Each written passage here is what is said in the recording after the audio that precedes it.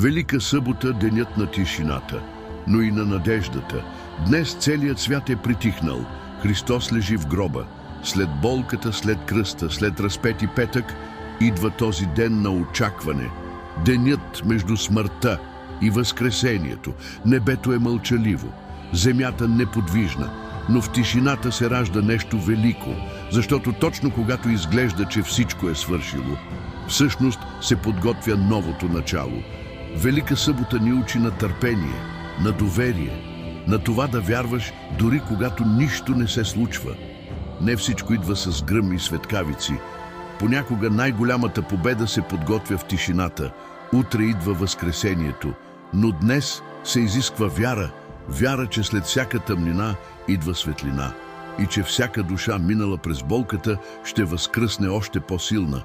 И никога, ама никога не се отказвайте.